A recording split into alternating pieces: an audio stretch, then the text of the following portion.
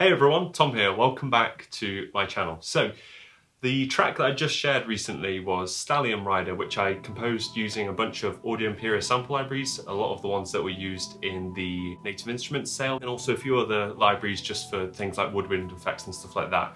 A lot of you seem to really like that track, which I'm really happy about, and thank you so much for all the positive feedback. I really appreciate it. I'm glad you liked the track.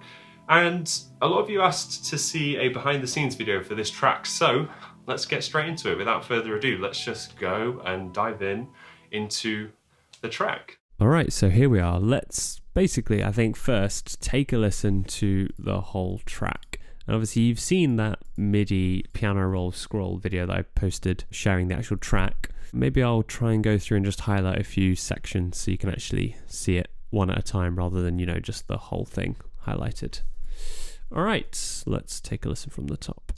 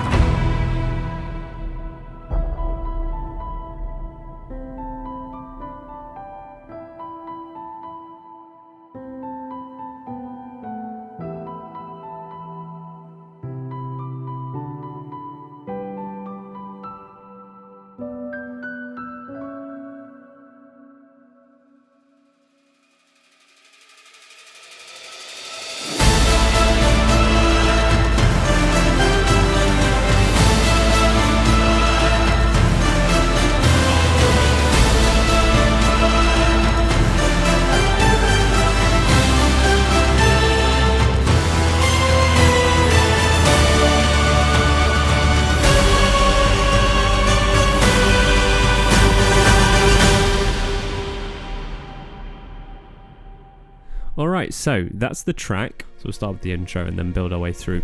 Something I just wanted to mention is you can see some of these notes I've made here at the top. So you can see, for example, I've kind of put a rough structure in as well as the keys that we're in. So you can see here that we're in E minor for the A theme in the intro, and it pretty much stays in E minor, and then it's when we get to the A theme variation, that's where we're in F sharp minor, and then from F sharp minor we go into D minor, we're staying in D minor, and then we have a bunch of modulation here going back into E minor, and then that piano break there is in E minor, finishing on A major, which is kind of gives it that kind of Dorian sound for E minor. That also acts as the pivot chord into A minor, because we finish on E, C sharp, that's obviously, we're just missing the A from the chord, but that's an A chord, and then we just go into A minor there for the final section, ending up in a kind of G Lydian sound. So yeah, there's a lot of modulations. We'll go through all this kind of stuff. For some reason today with ScreenFlow recording this tutorial, I've got a lot of delay for some reason, so that might not really be useful. But anyway, let's go through here.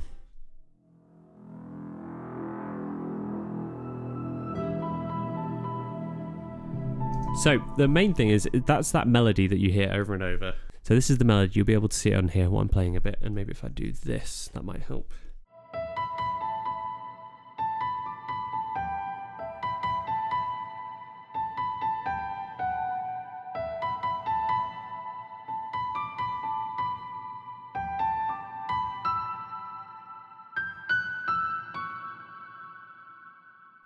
And then the accompaniment with it is quite simple. The chords, they pretty much stay the same throughout, even though we have some kind of modulations later on. But these are the chords that go with it. So I'm going to play the root notes from the chords. Essentially, we've got these chords.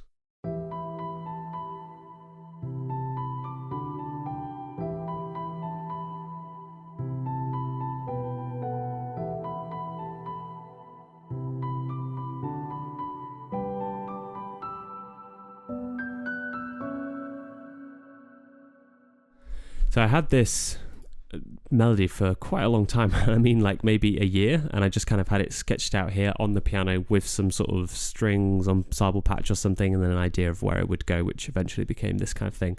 But I just sort of left it, and then I came to writing this the other month, and I thought, ooh, this could be cool. I'll work on this. Let's do this. So yeah, never bin your ideas. They sometimes stay around for a long time. So here we have some sort of sound design thing that I just created with the piano, like a reverse and then a ping. Just like it's subtle.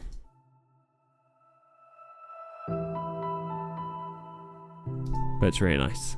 And then we have this intro sound here with a few different things from a bunch of different Audio Imperia stuff. So I should probably mention most of this is actually all Audio Imperia stuff. So like all the strings are Audio Imperia. I believe they are Jaeger for some of them. Huh, they're all Jaeger, it looks like. Yeah, they're Jaeger. I thought they were Araya, but I believe that's the ensembles, actually. Yeah, the shorts, because I really wanted those spiccato fast articulations, which are awesome. All right, so we'll get to that in a bit. But yeah, so this is all from either Legacy or Jaeger, the sound design stuff. So we've got a ping here.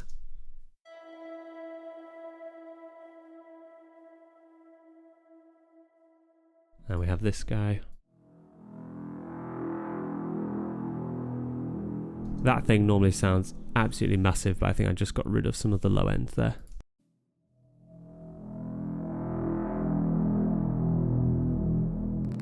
Yeah, you can see that. And then I've got this in the background.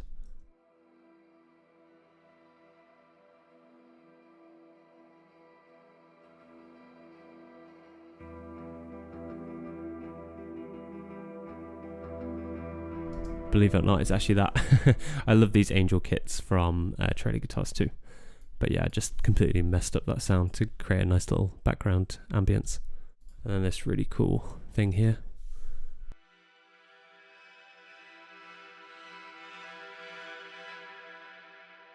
I really love the Terraform patches from Legacy.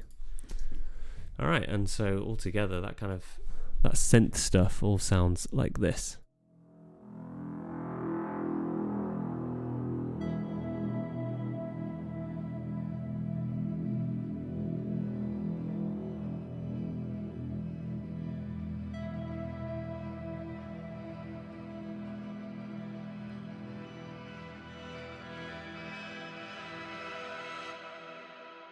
Yeah, and that reverse ping there. But yeah, so essentially what it's doing, that's all staying on that E note, which is the root note that we're staying in of the key. Interesting thing here, this is the little trick though, if you have something like that, the chords are obviously changing, and that's that last chord where we modulate. So obviously in E minor, you normally just have A minor. But we're modulating to A major. That gives it that kind of really nice Dorian sound.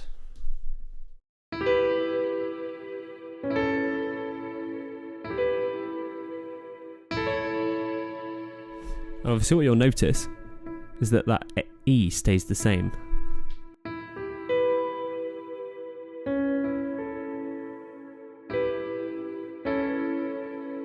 So that's why it's cool having that root note there. Even though it's staying on that E, it still works with that A chord at the end. Other than that, in the intro we just have some subtle strings coming in, which actually layer what I was doing in the choir.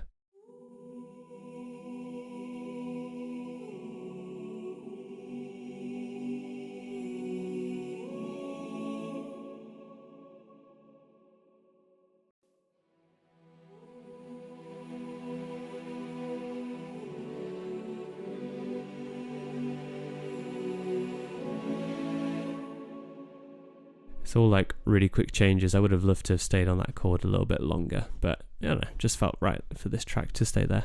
But anyway, so that all sounds like this.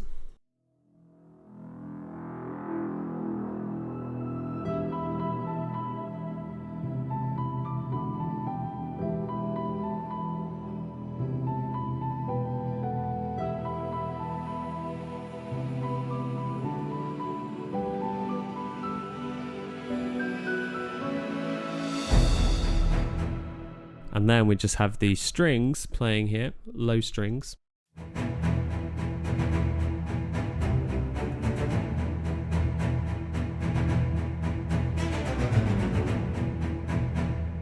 That part, originally, the reason why I changed it again to Araya was because I was just using Jaeger, which just has the kind of standard spiccato articulation, which isn't the spiccato fast. The spiccato fast articulation is phrase source, so you have actual repetitions that are sampled and then cut up, so that's why it sounds so consistent on fast parts like this.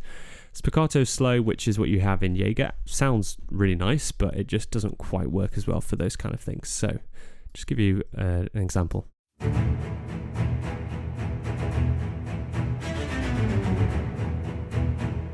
Compare that to the fast.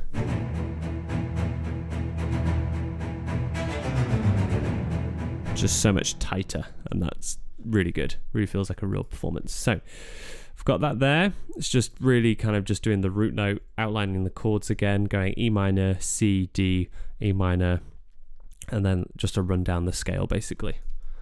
And then we have basically like a cymbal going into a reverse ping, some hits from Jaeger like this.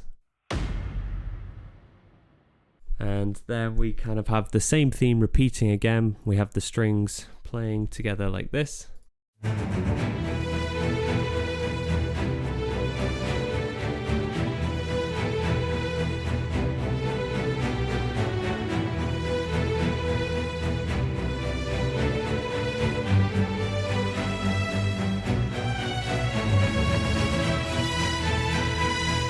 So that is pretty much, it's the same thing, you know, it's the same chord progression, same melody, and then even here in the big section we have the same chords and the same melody. It's just obviously the orchestration and arrangement changes. I really like what I wrote here actually for the short strings on their own.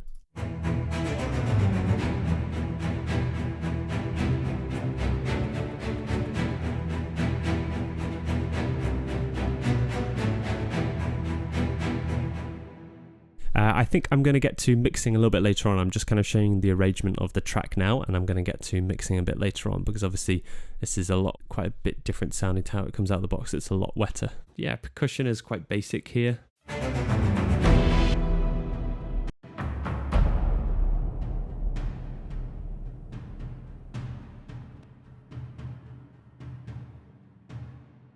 don't think we have any brass, so we do have a little bit.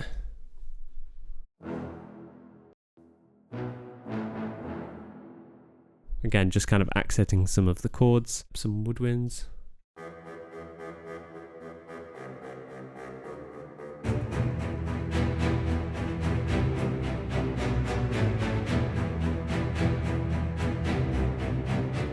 So that's just kind of their layering, and then it all kind of builds into this huge section here.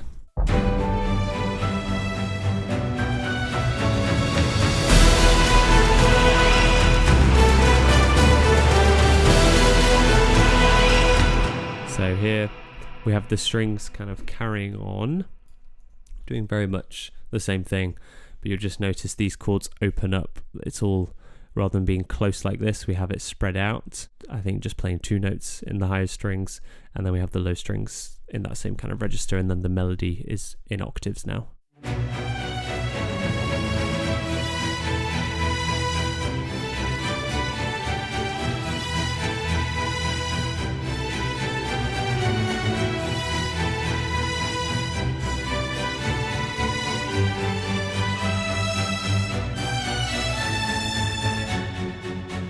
And there you'll notice we finish on that A there. So rather than going back down to that C sharp, we go to the A. Just changes it up a little bit there. With the strings, we have obviously the brass, which sound huge.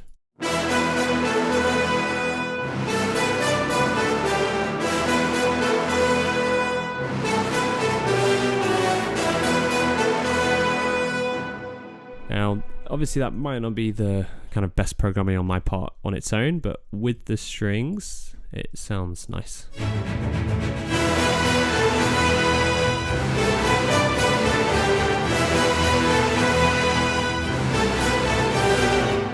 And then woodwinds are just kind of doing this thing. Again, just outlining the root notes of the chords. And then we have some runs. I believe they're from Albion. This it's I don't know, this was kind of a bit of an experiment for me. You know, normally you would have runs going into the next section, which is kind of what I have here. You can see that run goes into that section, but I kind of wanted this accent, because without it, it's kind of a subtle thing. You might not even notice these woodwind runs in this section, but without it, it sounds like this.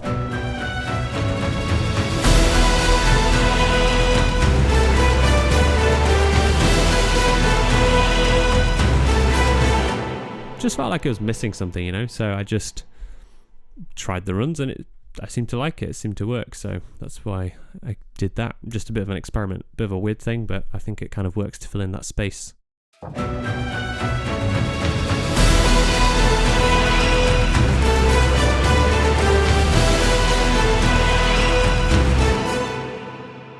And yeah, again with this, I'll go through this in a bit, but we have quite a bit of mixing going on with especially the lower brass. I think it's some of the mastering stuff that's making it sound quite a bit brighter as well. Might be a little bit overdone, but kind of worked for this hyped hybrid style. And believe it or not, there is a glockenspiel in the background.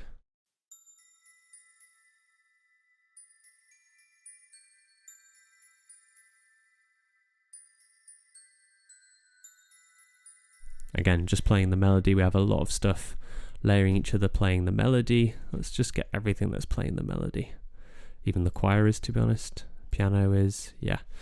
Actually, let's take a look at these. So, got the choir. This is just nucleus. Yeah, full ensemble. Key switching between the sustained R's and the staccatissimo phrases.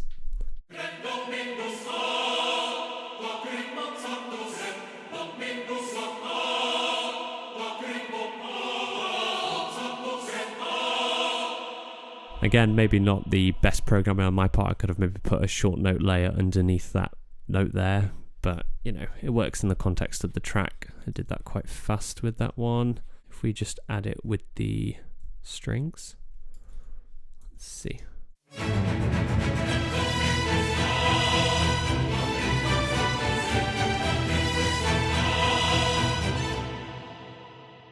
You will notice that there's also quite a bit of volume automation, because the short notes are a little bit quieter than the long sustained notes.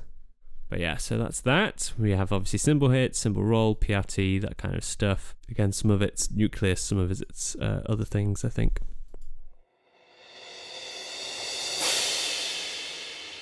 So obviously at this stage there aren't cymbal rolls in nucleus. Oh yeah, percussion. This one, so we got percussion here. Hey, we don't need the loop right now. This is the percussion. So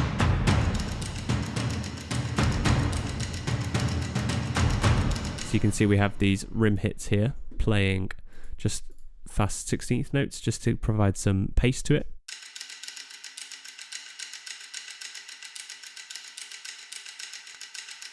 And I used the mic positions rather than the mixes there because I didn't like the high end on that, so that's why I just did that. Wanted a bit more control over it. Here we have the toms high. Then the taikos.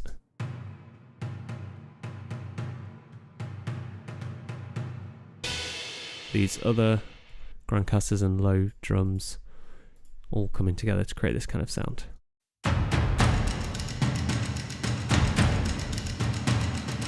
And then this loop is from Cerberus.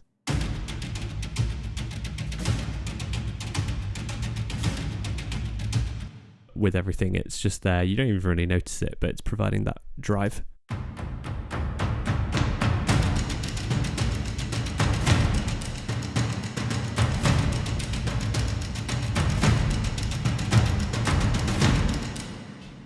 So that's that. That's this whole section, and that just goes into the next section, which is in F sharp minor, which is just a full step up from E minor. So you're just going from E minor to F sharp minor.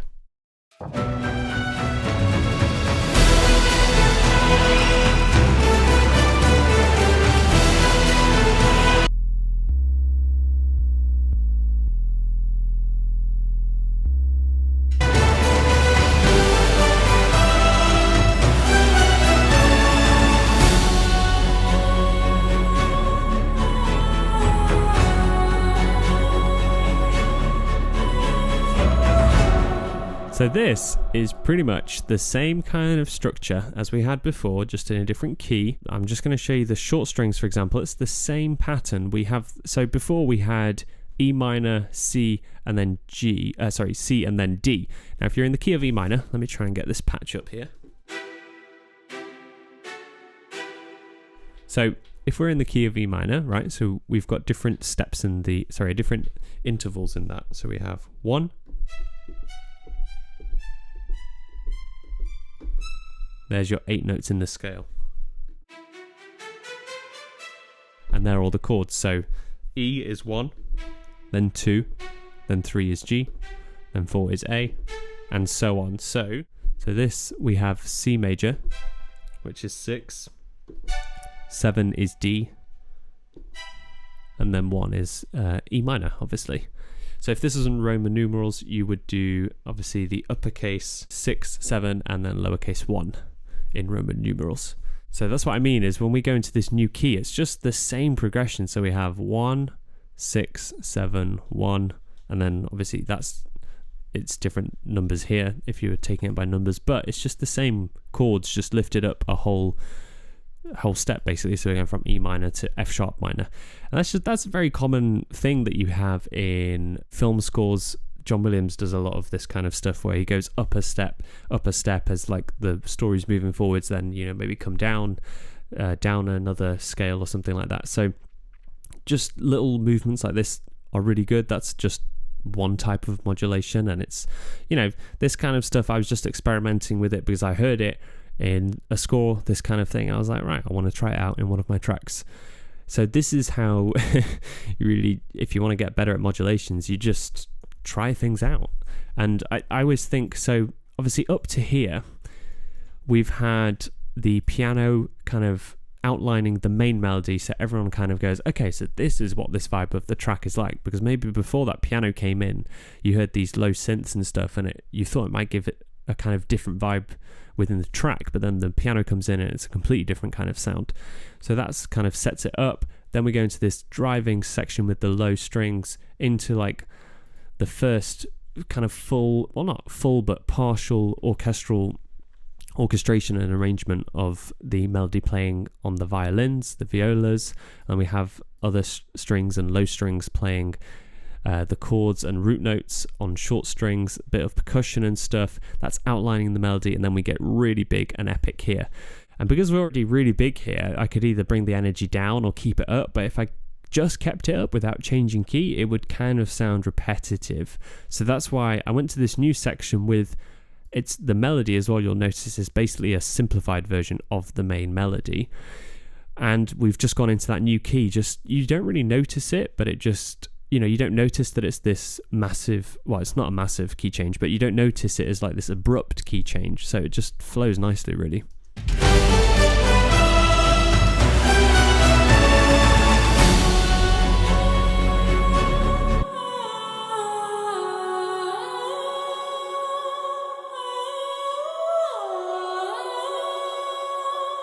So yeah, that's that, kind of simplified. And isn't this just the best thing ever? I absolutely love this this patch from Jaeger. You can get it as a standalone library on Audio Imperia's store as well. Just absolutely incredible how they programmed this. I have no idea, but it's absolutely incredible. Just absolutely stunning and an absolute joy to work with this patch.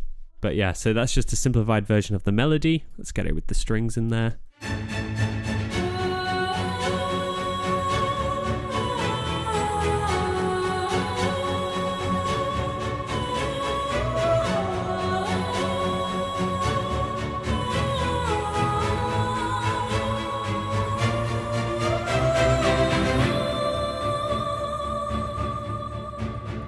So we're going to look at the rest of this, and then I'm going to get into this modulation into the next section. Then we have the choir, just kind of low choirs. You might not have even noticed that, it's just there as a background thing.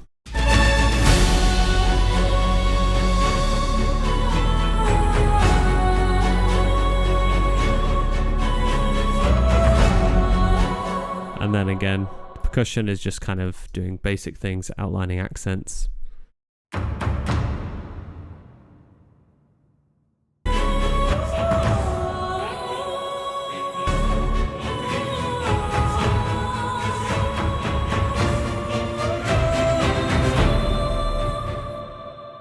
have the usual cymbals and stuff in there, and then we have the brass here. Let's check these out.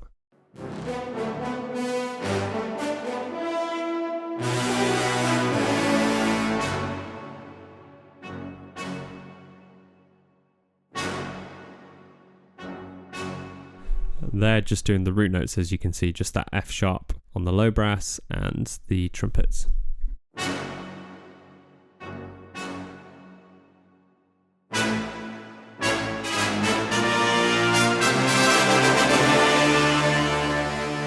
And then we kind of get everything just getting bigger there for that transition into the new section in the new key. So woodwinds, yeah, we've got solo flute and oboe from Nucleus playing the melody as well.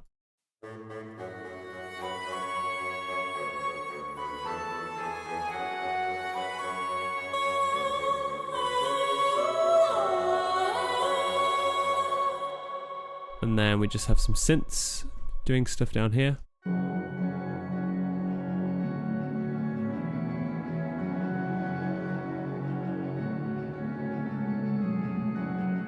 This is actually a guitar patch which I've just turned up the attack and released to kind of make a pad sound.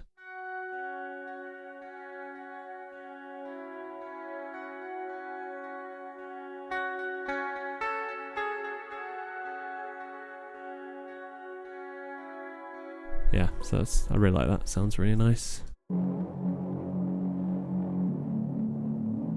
That kind of sound, and then we have some pulses from Jaeger here.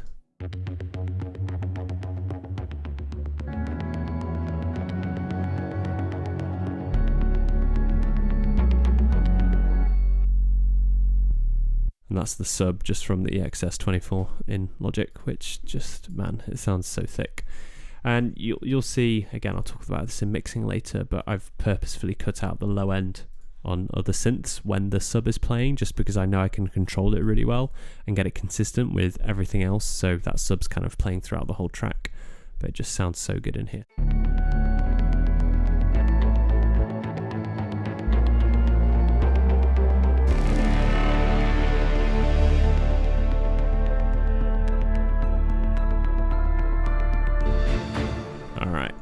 So that's pretty much it for this section, just some hits from Jaeger and rises and stuff, but that's it really.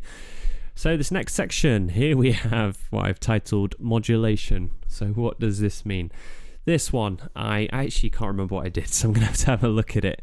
This is a while ago, it's like a month ago now that I kind of worked on this, but I believe it's just a trick that I know from some other things. Let's get the strings up as well, just so I can kind of have a look. I know this looks like a mess, but we'll work it out.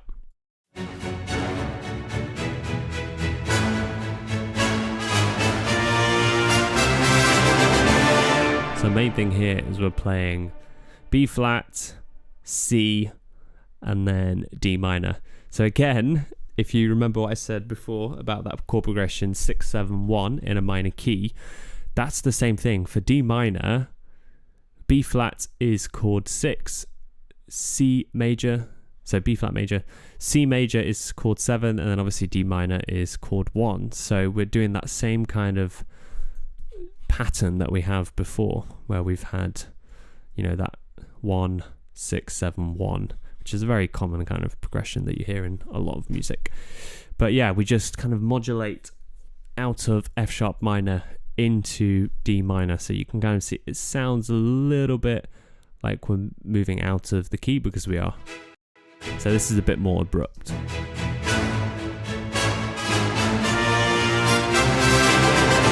So you can see there we're getting this kind of chromaticism because we're going.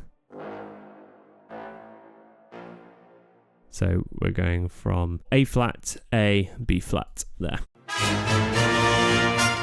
You know, and John Williams does this kind of chromaticism a lot. Check out, you know, obviously Harry Potter, there's so many cool chromatic movements in there. There's some really cool parallel harmony stuff, planing techniques that he uses in his Star Wars scores and things like that. Just, yeah, so I think that was my attempt at trying something like that out for the first time. So that's basically that. If you want me to do like another kind of lecture based on modulations and stuff, I would happily go over a few kind of different things. There's so much we could talk about with that. But yeah, so then we go into D minor.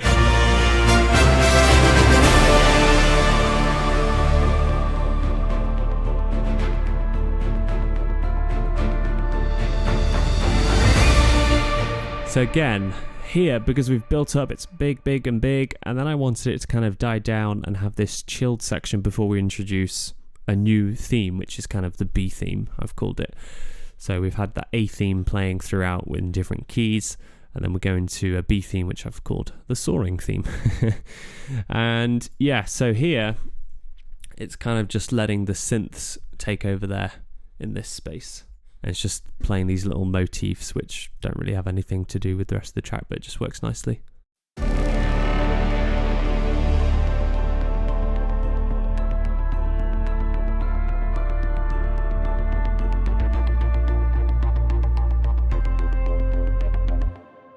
So that's kind of what I started out with. We have these reverse sounds.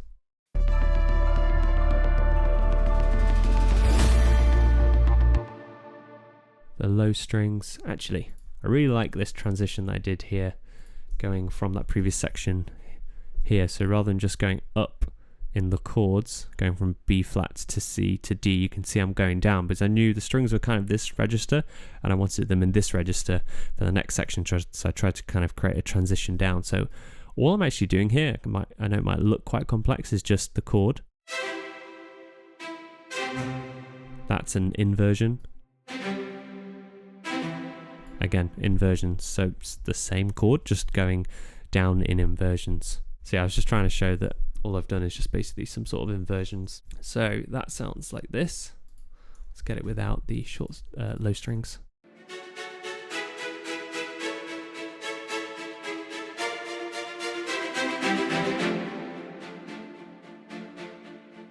And obviously there, I have dropped the volume, which is why you can hear that quite drastically, which in the context of the track you can't hear, but I really wanted to bring it out for that and then drop it back down. But yeah, it sounds a bit weird on its own, but in the context of the track, it does work.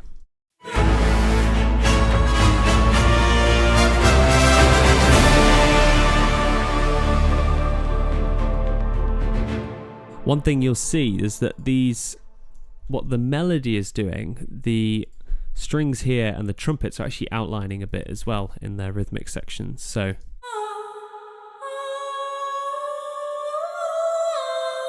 that thing, we have that in, where was it? Here, the trumpets.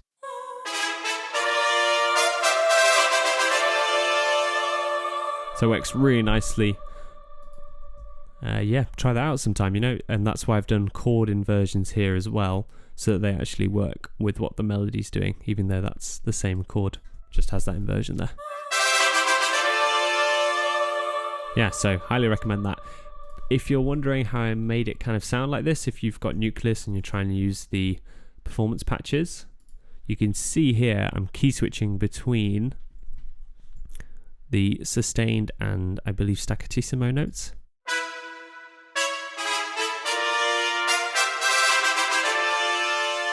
And here I've created, sorry, this isn't the performance patch, it's the articulations patch. And if you're willing to spend the time with it, you can get a more realistic sound with this than you can with performance patches. Obviously, performance patches are great to just play stuff in, but I like spending a bit of extra time to try and get things sounding better. So that there, you can see, is the notes for the short notes triggered here, and then that key switch comes in to play the longer notes there.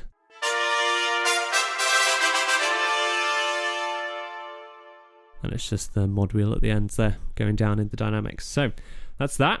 Sounds pretty cool. All right, let's move on to the B theme. Let's just take a look at what the melody's doing.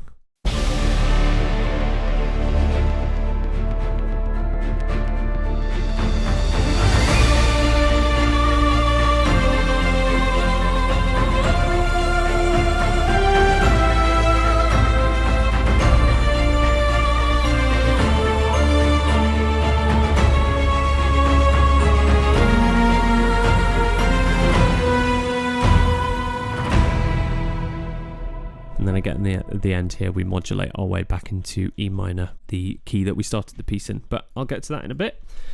So here you can see we have basically like a run or just a step up in the scale going into the chord progression, which is B flat to F to D minor to A minor, I believe. Yeah, A minor, then B flat, D, then this lovely chromatic median kind of move here. We'll get to that in a sec. But yeah, that's the kind of harmony we've got going on.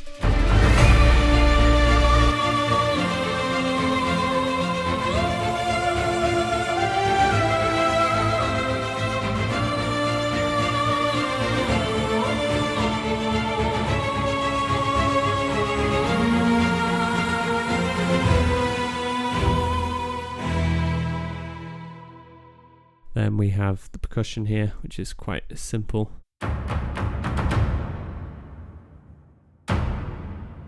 Just kind of outlining the different hits, all of this stuff, as you can see.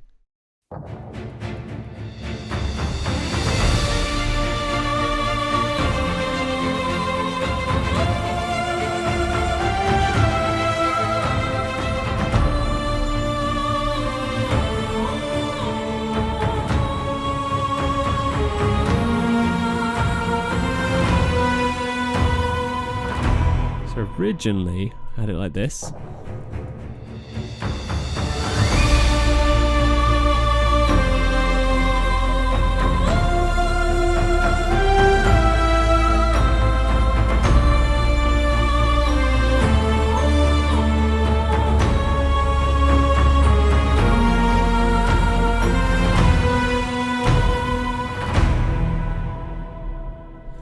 And obviously you can see it's just missing a bit. So that's where we have the violin shorts coming in.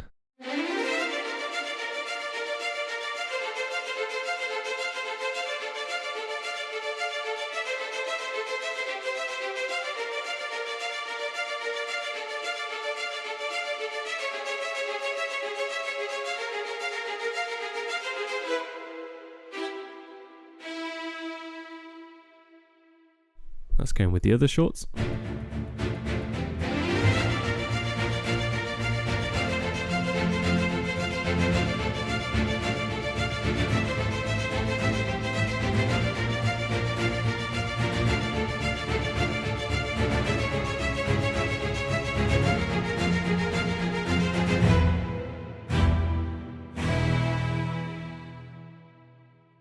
So they're just outlining that, and those fast violin 16th notes are just outlining the chords basically. They're just playing an arpeggio of the chords, and it just creates this really nice movement in there, you know? It just creates a bit more drive. Just one tip for things like this, it sounds fine in this case, having everything to the grid. You know, it's exactly quantized. I've just kind of put this in, I think, by hand, drew it in, but you don't need to do that all the time. It might sound more realistic if you don't do that. In this case, it worked fine because it's not a huge feature. With that, we also have the xylophone layering it.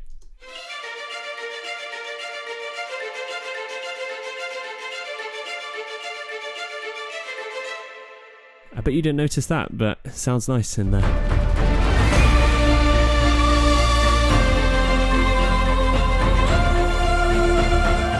And then again, things like a glockenspiel in there, for example, that's something I wouldn't necessarily always use, especially not in a track like this, but it just adds, because it's this nice soaring section, feels almost like some sort of mystical fantasy thing. It just feels really nice having that glockenspiel is there. Again, it's just a layer. You won't necessarily pick it out because it's not so loud. It's not a huge focus point, but I think it works well there.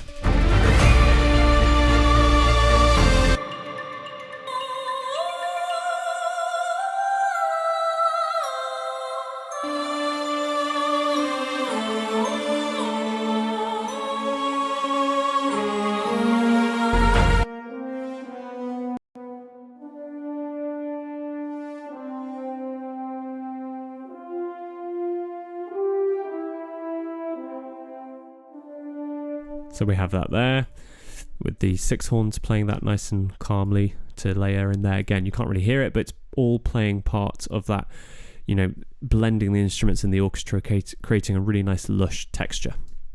And we have that rip into there. We have the trumpets as well.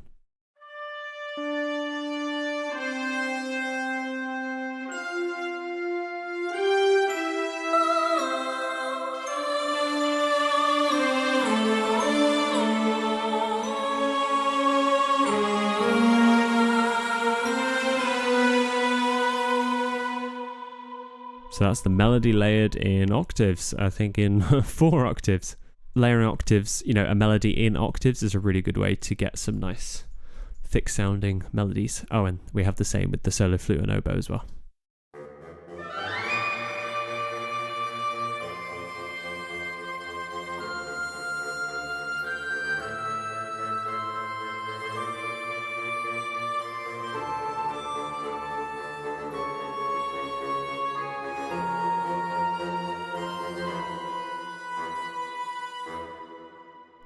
Probably could have given them a bigger space here to breathe in hindsight, but yeah, that's that. So let's take a look at this harmonic movement then, what we're doing in this modulation. What's the piano doing?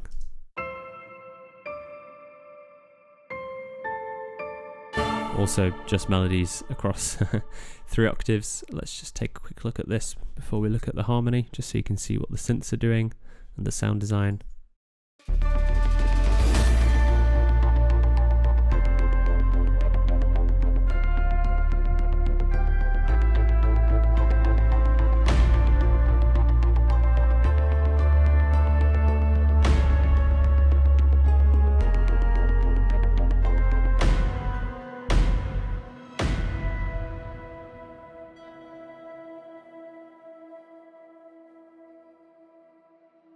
Alright, so what we have here, let's take a look at these.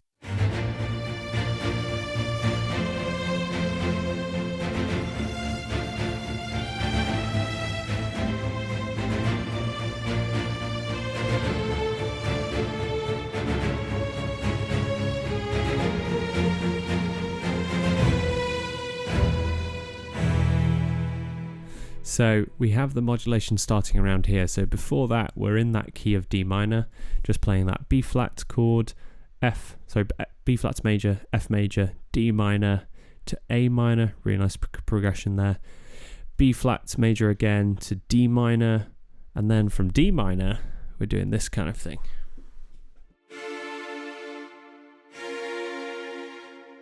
So we're going from D minor to C sharp minor, or I would say D flat minor. So we're just going down by a semitone, and then we go up to F minor and down to E minor, which is again down a semitone. So we kind of have this kind of movement.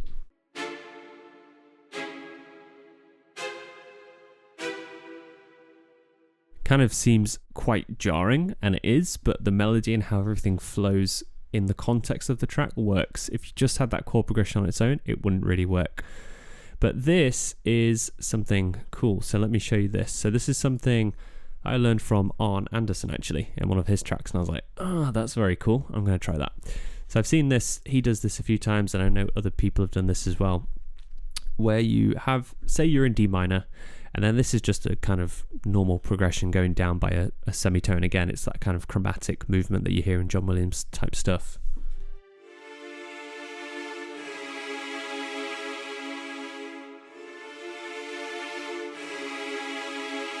All right, so that's that. We go to that, you can say C sharp minor or D flat minor. Now, that fifth of that note there, if we use that now as a third of a minor chord, F minor for example, and then do that same thing going down by a semitone. I'm not really sure if this kind of thing has a name to it, the kind of technique, but I quite like that movement where you start in a chord where you want to, in a key, so we're in D minor, go down by a semitone, and then that fifth of that new chord becomes the third of your next minor chord, which would be F minor because of that A flats there.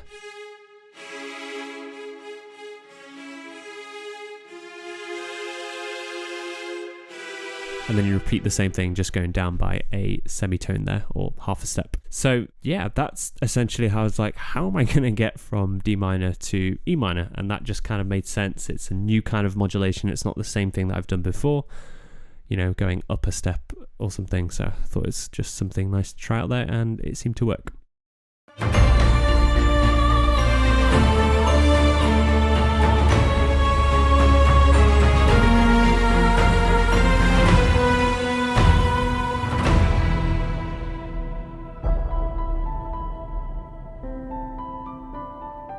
Yeah, and then we go back to E minor and we just have the same kind of piano melody like we did in the intro, but everything's even more sparse. We don't have any loads of synths and, you know, strings and choir there in the background. We just have it really nice and simple.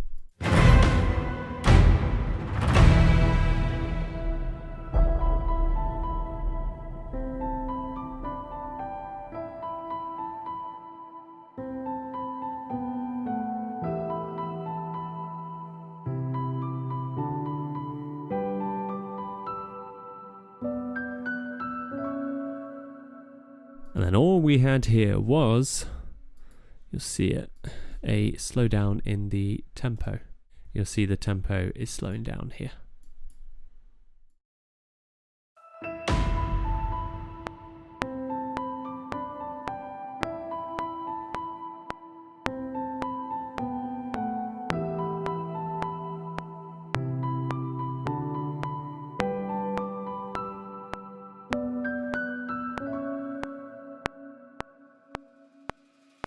So yeah, that was just to slow down that ending phrase. And then as soon as we hit the last note, the tempo just goes back up just because I wanted to hit it at a certain point. But yeah, that's that. The only thing I forgot to show you here is just the percussion. It's just doing, you know, this kind of thing.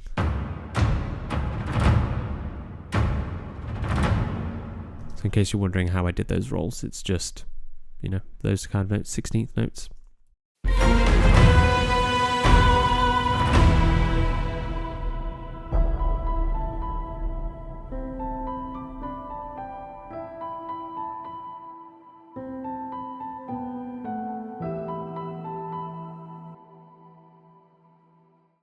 That's very subtle.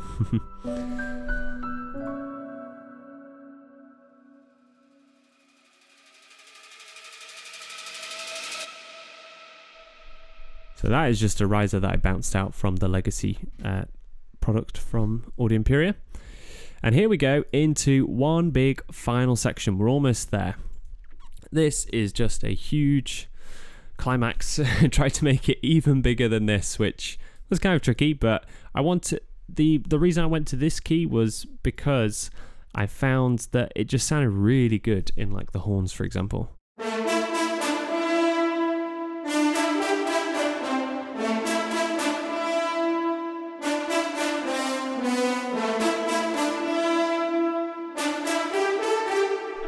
by that, I mean the actual range. It just seems like a really good range for the horns, that midsection around here.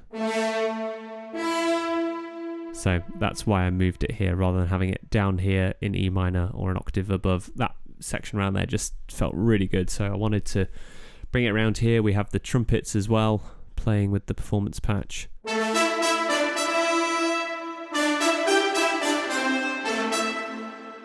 Trombones and low brass.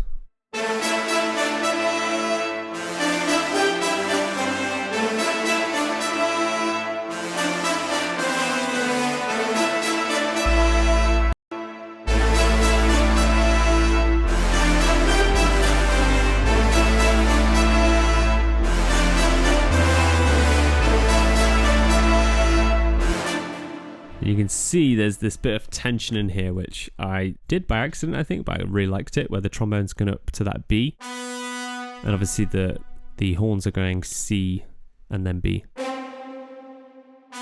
underneath there, but you get that semitone there, that dissonance. Quite likes that.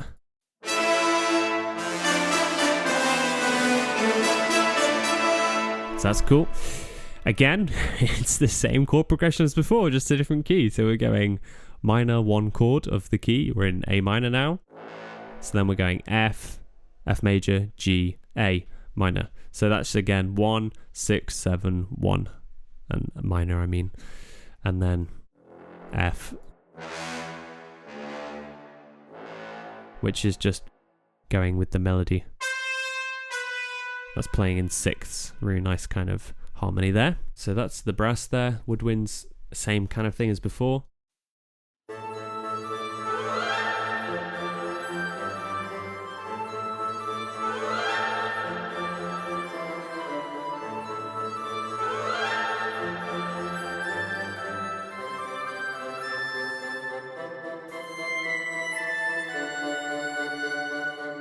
Yeah, so that's that. And then choir and solo vocal are doing similar things.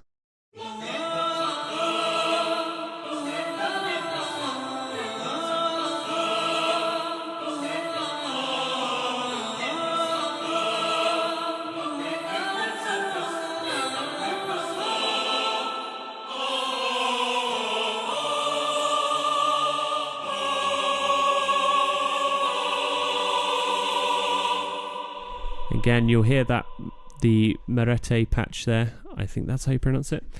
Pronounce her name. So that patch there with the vocal, it's obviously in that key, for example, that was really low or way too high for her kind of range, her register. So it's more there as a layering tool rather than a feature, because that's really low there, as you can hear. But it obviously, with the context of everything else, it sounds nice. Then we have xylophones and glockenspiel layering the melody.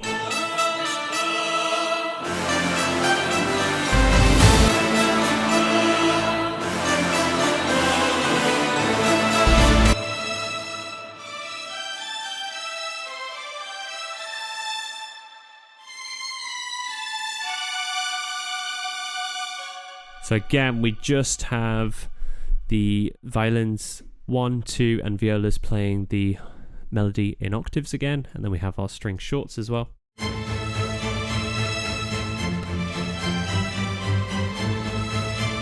Really simple. They're just again outlining some of the notes of the chords in a kind of voice-led fashion there. So that's all they're doing. Really nice and simple. The piano, I think, again, is doing quite a simple thing, just basic chords and melody in octaves.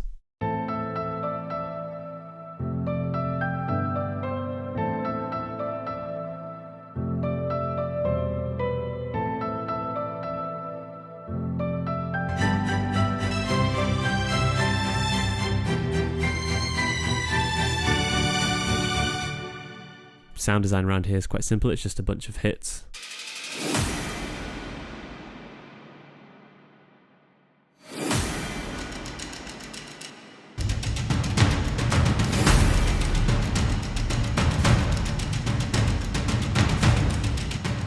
And percussion is pretty much the same. It's that same loop. Same as before. And then all the other percussive stuff is pretty much the same, I think. Yeah, pretty much the same, maybe some different, more intense fills or whatever. That's pretty much it. That's all that's going on there, really. And then I think what we need to talk about here is now the harmony to see how we finish off, because we're going to that kind of G Lydian sound. So we are in A minor.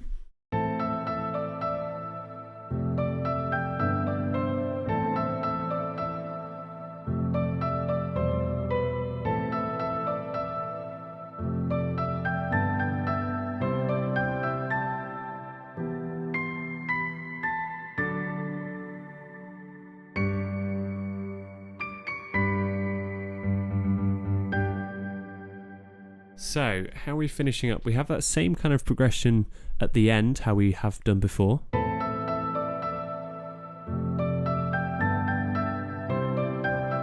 So we're there at C.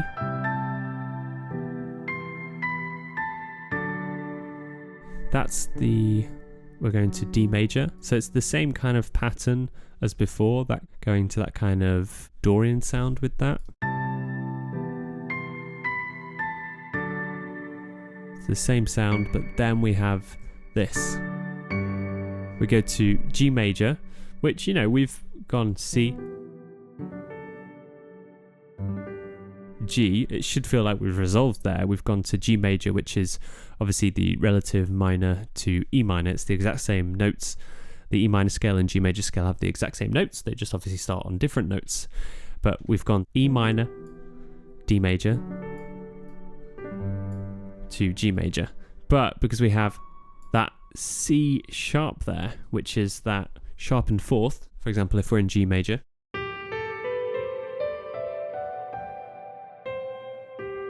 we have that C there normally, but if it's G Lydian, we would have that sharpened fourth.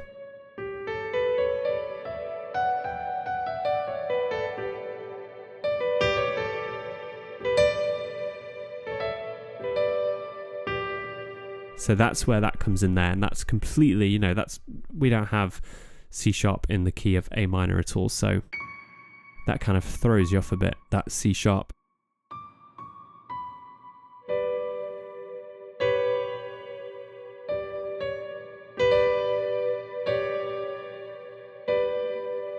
Really nice kind of Lydian sound, very film score-ish. So everything else is basically just doing that, layering that.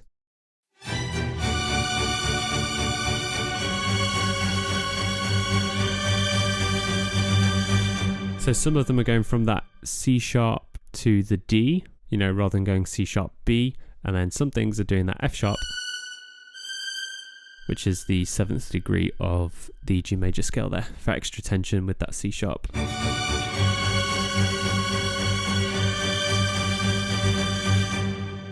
I quite like it. And then the brass are doing the exact same thing along those lines.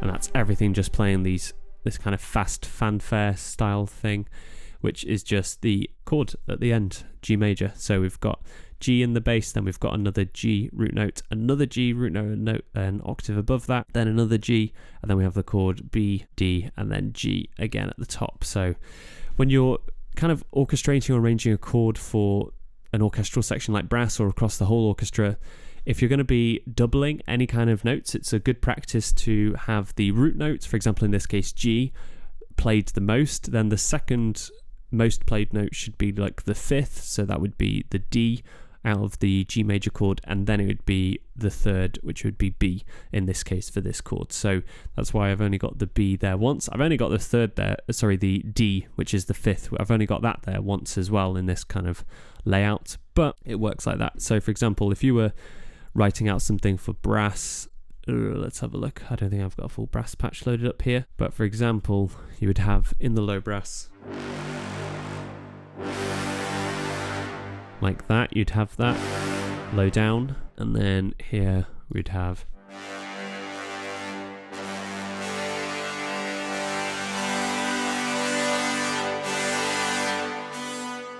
you can see that B is only there once. If you add that third in a lot, so if the B's there quite a lot, you'll see it just doesn't sound as good.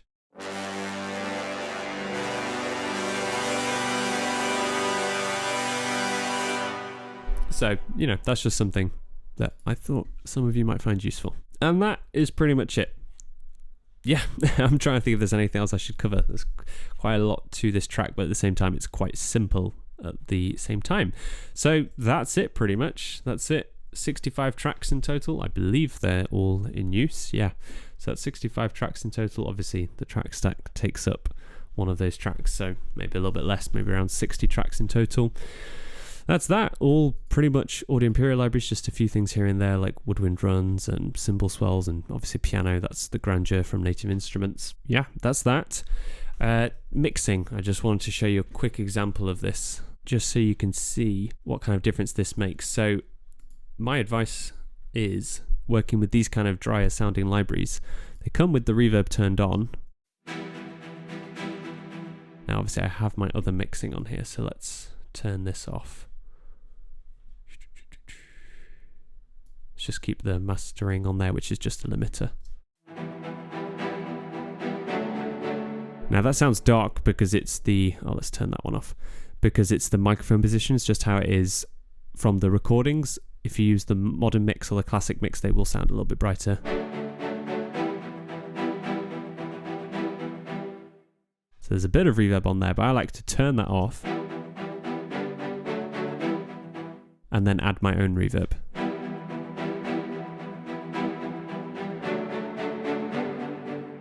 Just because I can do that to all my instruments, so it all glues really nicely. So the reverb, let's have a look, is just VSS3, and I just use the large warm hall preset. I don't think I really mess with anything else. And you can see I've sent it here around 1.5. This is quite a dense kind of reverb sound in this. It's quite a wet mix, but I quite liked it for this. Obviously you can tell for this kind of thing where it's just the raw mic positions, you do need to EQ it, but I'm happy EQing it myself.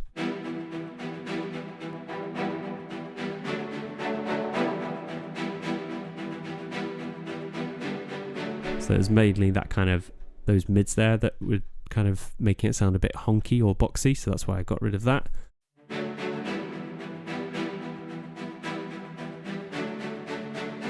And that was just further cleaning it out for the context of the whole mix. Now the mastering I've got going on affects the whole track. On their own, these might sound a bit too much now.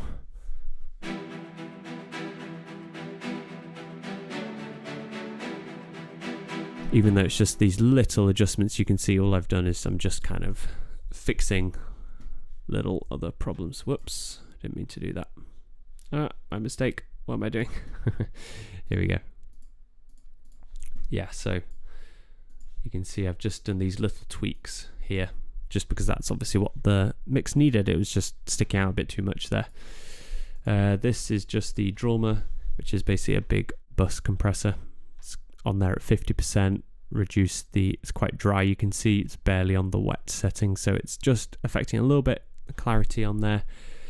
Mastering is, yeah, tiny bit of extra width, like barely anything, and then just the maximizer. It was quite quiet. I wouldn't normally go like this. I'd set the threshold around here somewhere normally, but just however, for some reason I had everything really low in this mix, so had to make up for that there, but that's all good. And yeah, it's just kind of the same with everything. I don't want to bore you with this too much. I know this has already been going on for a long time. I can maybe do a separate kind of thing on mixing this kind of library or something, but this is how it sounds. I just used the modern mix for the strings, the low strings on the fast spiccato articulation. I quite liked the sound.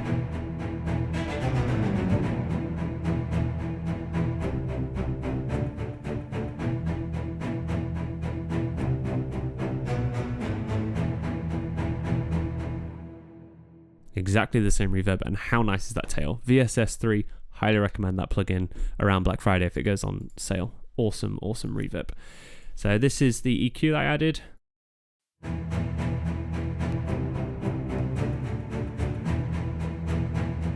Just adding a bit more air around here where the rosin is, usually around 7K.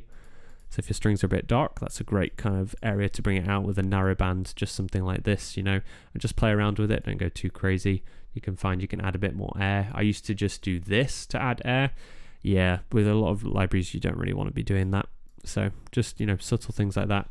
And always I'm just looking for these low mids here for problems that are there.